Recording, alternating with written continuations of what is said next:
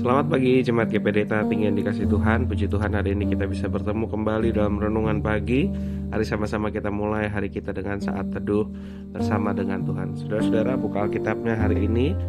Ayat kita ada di Yakobus pasalnya yang pertama, ayatnya yang kelima. Mari sama-sama kita baca dan kita renungkan firman Tuhan. Demikian bunyinya. Tetapi apabila di antara kamu ada yang kekurangan hikmat, hendaklah ia memintakannya kepada Allah yang memberikan kepada semua orang dengan murah hati dan dengan tidak membangkit-bangkit. Maka hal itu akan diberikan kepadanya. Amin. Saudara-saudara, apa yang saudara lakukan di saat saudara tidak tahu apa yang harus dilakukan? Terkadang kita perlu membuat keputusan dan tidak terlalu jelas saudara-saudara harus berbuat apa. Tetapi satu hal, bersikap emosi, sikap marah-marah bukanlah jawaban yang tepat.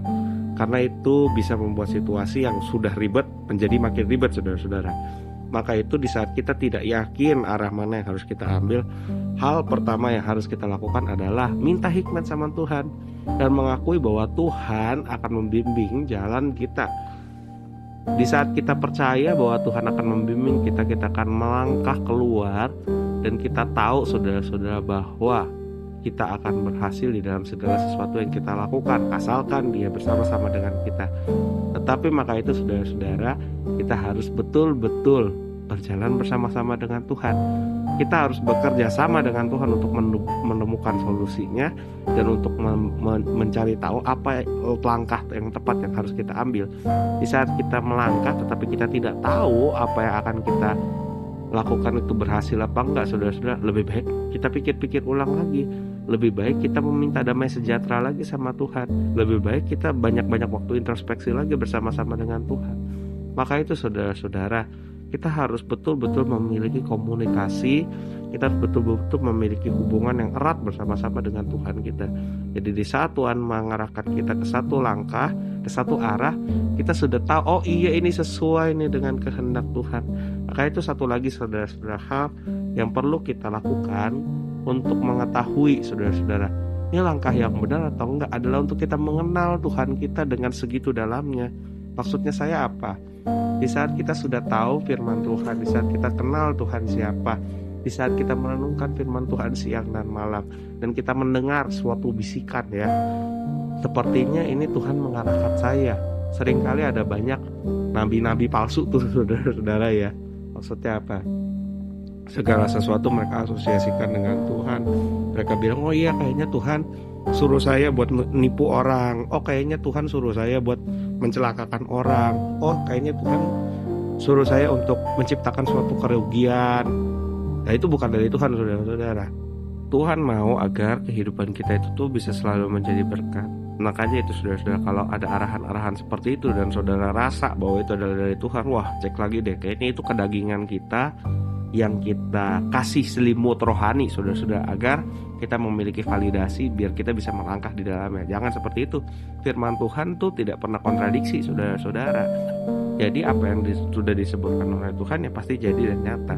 Demikian juga Dia mengirimkan firman-Nya, berkatnya saudara-saudara, agar bisa membimbing kehidupan kita. Mari sama-sama kita menjadikan firman Tuhan itu menjadi satu paduan di dalam kehidupan kita, jadi benchmarknya saudara-saudara.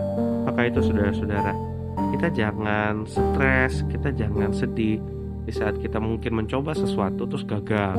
Di saat sepertinya kok Tuhan mengarahkan kita untuk melangkah ke sini, tetapi kok kayaknya jalannya makin sulit, makin ribet. Nah, saudara-saudara, ingat juga bahwa firman Tuhan berkata bahwa Dia berserta dengan kita. Mungkin saudara-saudara, di saat pertama-tama kali Musa dipanggil keluar untuk memimpin bangsa Israel, dia stres saudara-saudara. Karena apa? Dia ditolak, kok Firaunnya jahat, malah kasih tambah pekerjaan buat orang-orang Israel. Tetapi saudara-saudara, kalau Musa menyerah pada saat itu, ya tak ada cerita Alkitab sampai sekarang. Apa yang Musa lakukan? Dia tetap aja setia dan dia tetap pede bahwa Tuhan bersama-sama dengan dia. Akhirnya dia melihat 10 tulah akhirnya dia melihat 10 tulah diberikan kepada Mesir. Akhirnya dia melihat laut Teberau terbuka. Maka itu saudara-saudara, jangan pernah kecil hati di saat kita bersandar kepada pengertian dan hikmat Tuhan, tetapi kita mau senantiasa mengikutinya. Biarlah kiranya Tuhan yang menunjukkan mujizatnya dan kehebatannya dalam setiap langkah kita. Amin. Saudara-saudara, kita mulai hari kita dengan pujian penyembahan, menaikkan satu lagu pujian Saat Ku Tak Melihat Jalanmu, Saat Ku Tak Mengerti Rencanamu. Haleluya.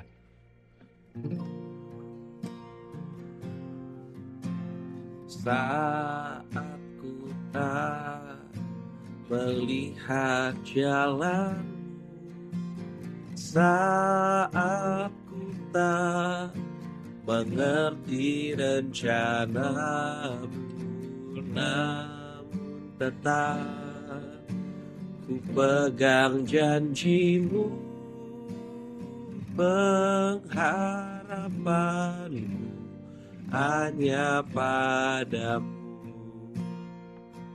Hatiku percaya,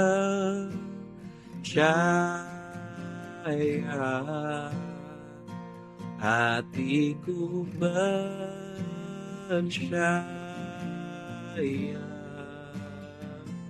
hatiku percaya,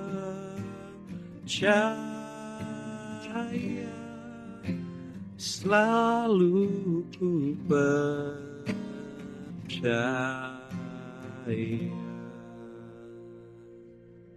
Mari kita berdoa, saudara-saudara. Kami bersyukur kepadamu Tuhan, kami diingatkan kembali hari ini Tuhan.